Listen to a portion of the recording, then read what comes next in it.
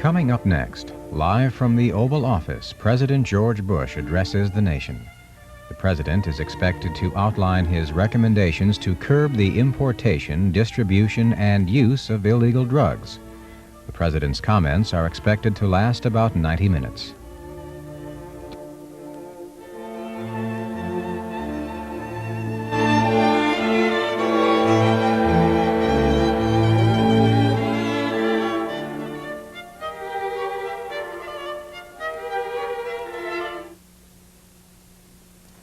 Good evening. This is the first time since taking the oath of office that I felt an issue was so important, so threatening, that it warranted talking directly with you, the American people. All of us agree that the gravest domestic threat facing our nation today is drugs. Drugs have strained our faith in our system of justice. Our courts, our prisons, our legal system are stretched to the breaking point. The social costs of drugs are mounting. In short, drugs are sapping our strength as a nation. Turn on the evening news or pick up the morning paper, and you'll see what some Americans know just by stepping out their front door. Our most serious problem today is cocaine, and in particular, crack. Who's responsible? Let me tell you straight out. Everyone who uses drugs, everyone who sells drugs, and everyone who looks the other way. Tonight I'll tell you how many Americans are using illegal drugs. I will present to you our national strategy to deal with every aspect of this threat, and I will ask you to get involved in what promises to be a very difficult fight. This is crack cocaine, seized a few days ago by drug enforcement agents in a park just across the street from the White House. It could easily have been heroin or PCP. It's as innocent looking as candy, but it's turning our cities into battle zones, and it's murdering our children. Let there be no mistake. This stuff is poison. Some used to call drugs harmless recreation. They're not. Drugs are a real and terribly dangerous threat to our neighborhoods, our friends, and our families. No one among us is out of harm's way. When 4-year-olds play in playgrounds strewn with discarded hypodermic needles and crack vials, it breaks my heart. When cocaine, one of the most deadly and addictive illegal drugs, is available to school kids,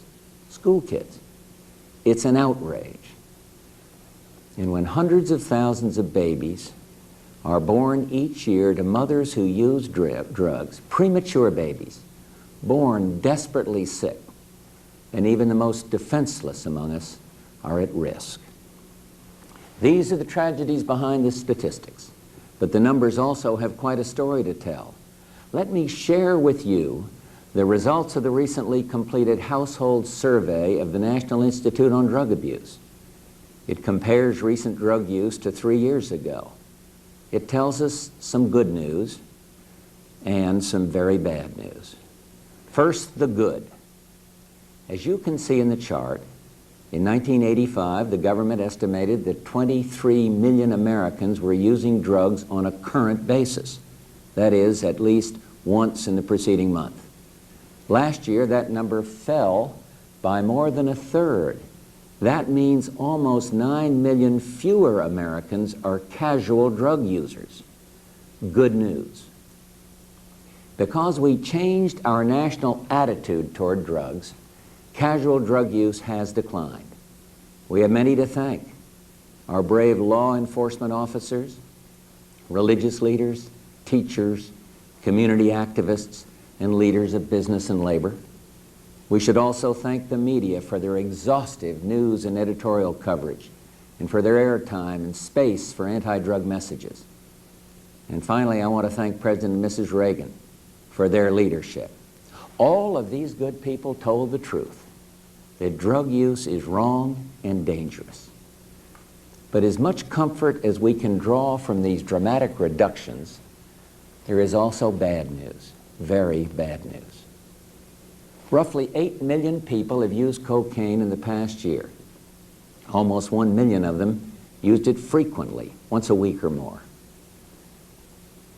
What this means is that in spite of the fact that overall cocaine use is down, frequent use has almost doubled in the last few years. And that's why habitual cocaine users, especially crack users, are the most pressing immediate drug problem. What then is our plan? To begin with, I trust the lesson of experience. No single policy will cut it, no matter how glamorous or magical it may sound. To win the war against addictive drugs like crack will take more than just a federal strategy. It will take a national strategy, one that reaches into every school, every workplace, involving every family. Earlier today, I sent this document, our first such national strategy, to the Congress. It was developed with the hard work of our nation's first drug policy director, Bill Bennett. In preparing this plan, we talked with state, local, and community leaders, law enforcement officials, and experts in education, drug prevention, and rehabilitation. We talked with parents and kids. We took a long, hard look at all that the federal government has done about drugs in the past, what's worked, and let's be honest, what hasn't. Too often, people in government acted as if they're part of the problem, whether fighting drug production or drug smuggling or drug demand was the only problem. But turf battles won't win this war. Teamwork will. Tonight, I'm announcing a strategy that reflects the coordinated, cooperative commitment of all our federal agencies. In short, this plan is as comprehensive as the problem. With this strategy, we now finally have a plan that coordinates our resources, our programs, and the people who run them. Our weapons in this strategy are the law and criminal justice system, our foreign policy, our treatment systems in our schools and drug prevention programs. So the basic weapons we need are the ones we already have. What's been lacking is a strategy to effectively use them. Let me address 4 of the major elements of our strategy. First, we are determined to enforce the law, to make our streets and neighborhoods safe. So to start, I'm proposing that we more than double federal assistance to state and local law enforcement. Americans have a right to safety in and around their homes, and we won't have safe neighborhoods unless we're tough on drug criminals, much tougher than we are now. Sometimes that means tougher penalties, but more often it just means punishment that is swift and certain. We've all heard stories about drug dealers who are caught and arrested again and again, but never punished. Well, here the rules have changed. If you sell drugs, you will be caught, and when you're caught, you will be prosecuted, and once you're convicted, you will do time. Caught, prosecuted, punished. I'm also proposing that we enlarge our criminal justice system across the board, at the local, state, and federal levels alike. We need more prisons, more jails, more courts, more prosecutors. So tonight I'm requesting altogether an almost $1.5 billion increase in drug-related federal spending on law enforcement. And while illegal drug use is found in every community, nowhere is it worse than our public housing projects. You know, the poor have never had it easy in this world. But in the past, they weren't mugged on the way home from work by crack gangs, and their children didn't have to dodge bullets on the way to school. And that's why I'm targeting $50 million to fight crime in public housing projects, to help restore order and to kick out the dealers for good. The second element of our strategy looks beyond our borders, where the cocaine and crack bought on America's streets is grown and processed. In Colombia alone, cocaine killers have gunned down a leading statesman, murdered almost 200 judges and 7 members of their Supreme Court.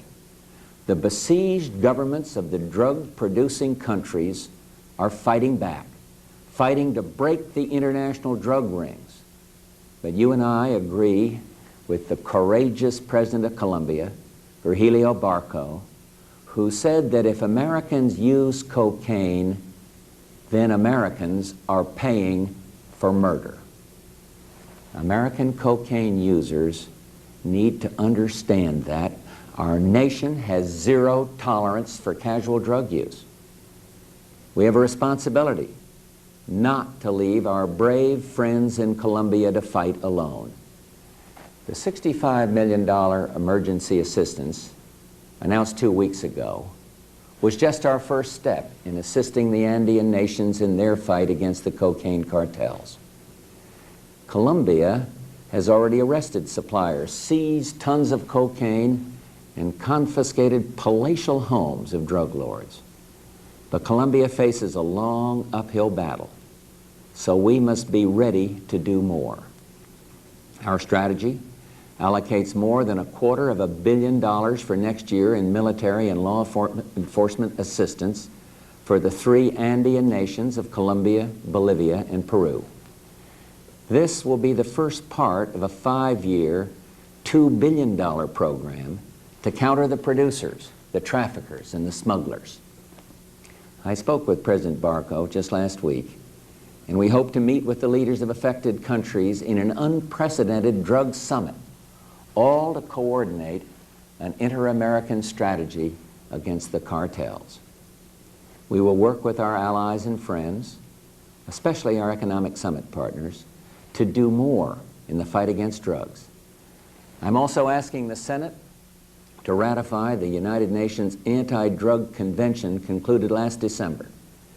To stop those drugs on the way to America, I propose that we spend more than $1.5 billion on interdiction. Greater interagency cooperation, combined with sophisticated intelligence gathering and Defense Department technology, can help stop drugs at our borders. And our message to the drug cartels is this: the rules have changed. We will help any government that wants our help. When requested, we will, for the first time, make available the appropriate resources of America's armed forces. We will intensify our efforts against drug smugglers on the high seas, in international airspace, and at our borders. We will stop the flow of chemicals from the United States used to process drugs. We will pursue and enforce international agreements to track drug money to the front men and financiers.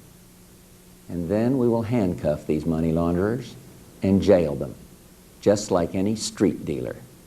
And for the drug kingpins, the death penalty.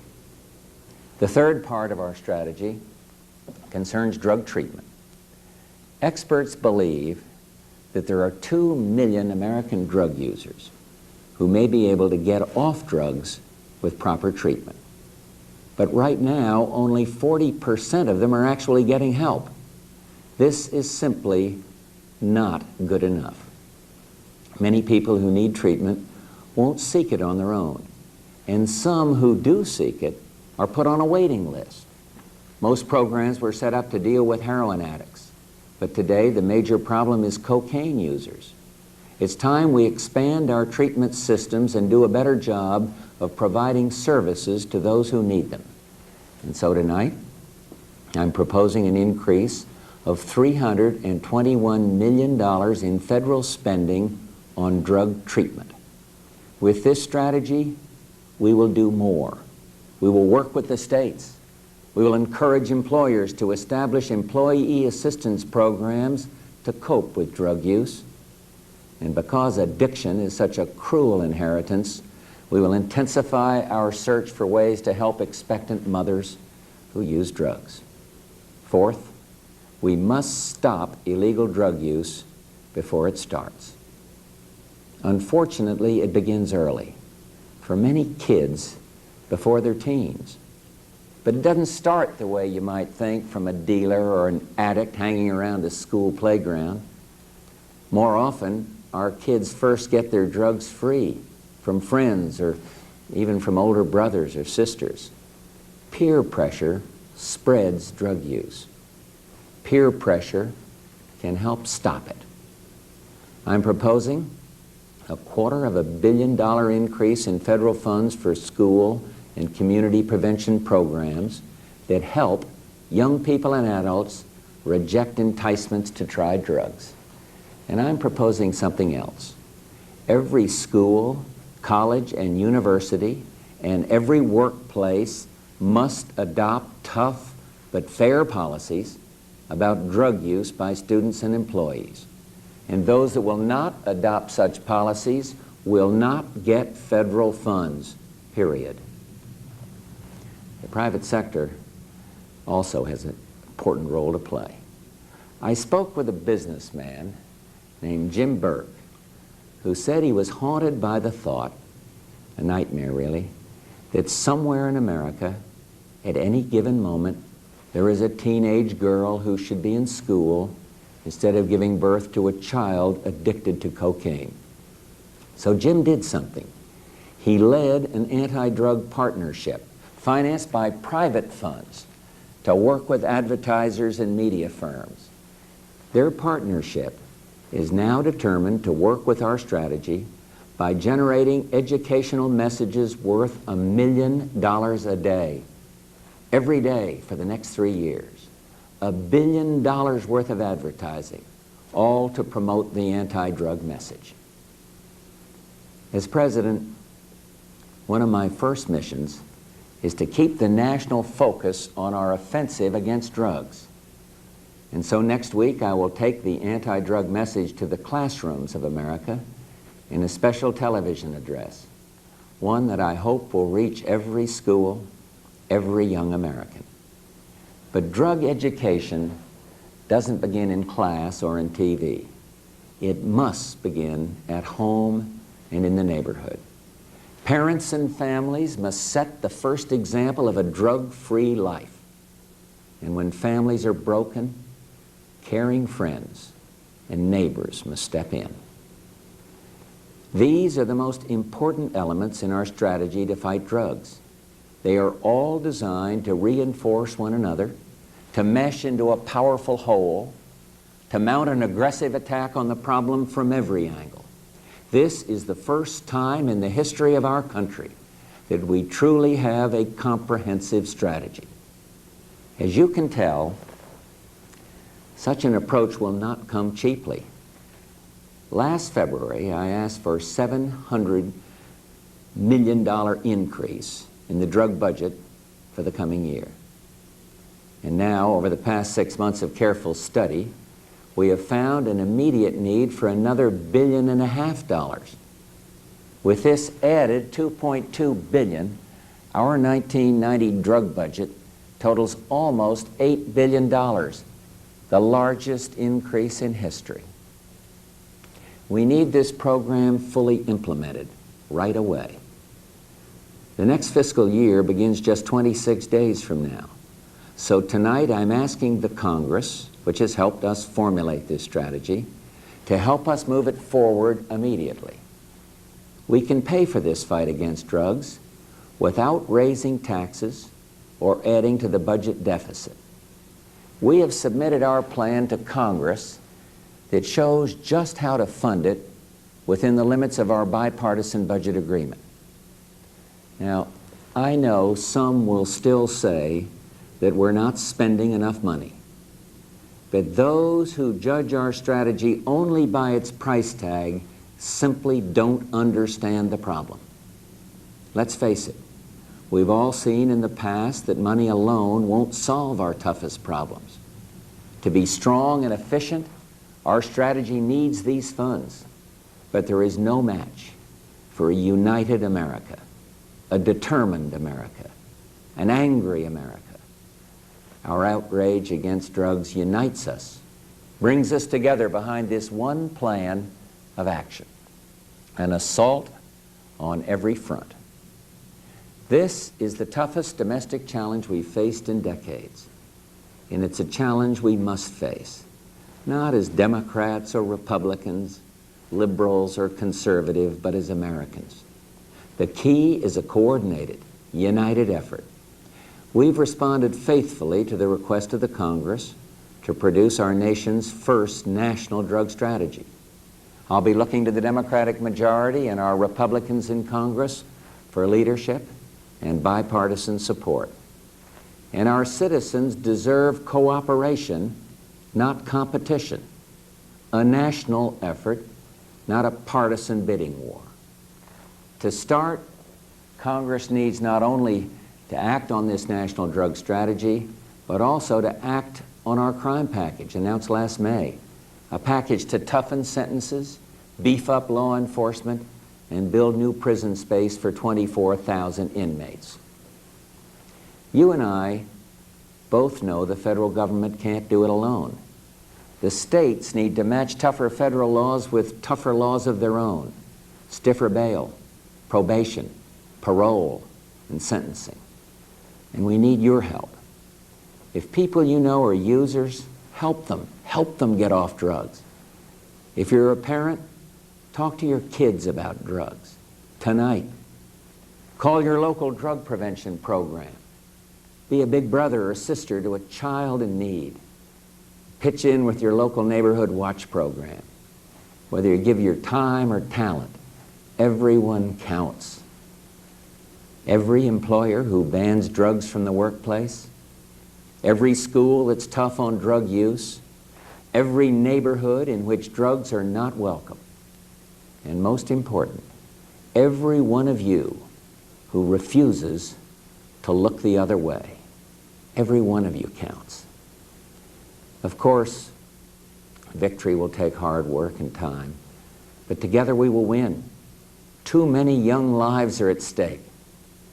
Not long ago, I read a newspaper story about a little boy named Dooney, who until recently lived in a crack house in a suburb of Washington, D.C. In Dooney's neighborhood, children don't flinch at the sound of gunfire, and when they play, they pretend to sell to each other small white rocks that they call crack. Life at home was so cruel that Dooney begged his teachers to let him sleep on the floor at school. And when asked about his future, 6-year-old Dooney answers, "I don't want to sell drugs, but I'll probably have to." Well, Dooney does not have to sell drugs.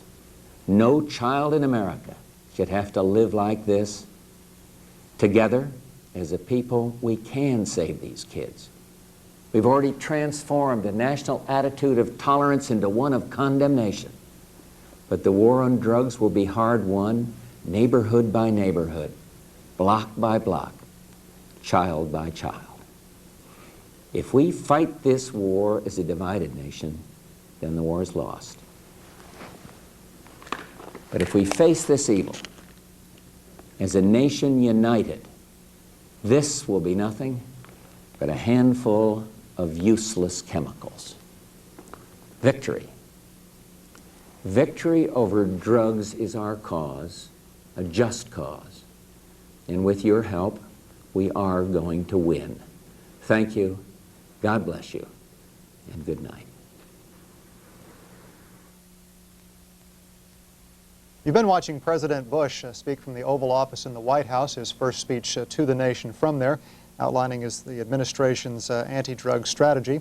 In just a few moments here on C-SPAN, you'll be seeing the Democratic response from Capitol Hill from Delaware Senator Joseph Biden. He'll be addressing the nation from his office, as I said, on Capitol Hill. That'll be coming up in about a minute or a minute and a half. When his remarks are over, we invite your comments on what you've heard so far this evening from the President and what you'll be hearing from Senator Biden as we open our phone lines for about half an hour. I'd like to remind our viewers that if you've called in the past 30 days, please wait. That'll give more people an opportunity to phone in with their comments about what you're thinking about the President said this evening. Those phone numbers you'll see at the bottom of your screen when Senator Biden is through speaking, but to remind you, in the Eastern or Central Time Zone, it's 202-628-2525, and in the Mountain and Pacific Time Zone, 202-783-2727. I'd like to remind you that the President's remarks on the administration's anti-drug policy and the Democratic response from Senator Biden will re-air several times in our overnight schedule. First time beginning at midnight Eastern Time, which is 9 p.m. on the West Coast, and then again tomorrow morning at approximately 7 o'clock Eastern Time, depending on the length of Senator Biden's remarks. The President this evening outlined several elements in the administration's anti-drug plan: increased enforcement of the law, interdiction, drug treatment, and programs for stopping people from using drugs before they start. He said that this would not be an easy or a cheap task. He pointed out that the administration had asked for $700 million earlier this year, but decided they needed another $1.5 billion. The Democrats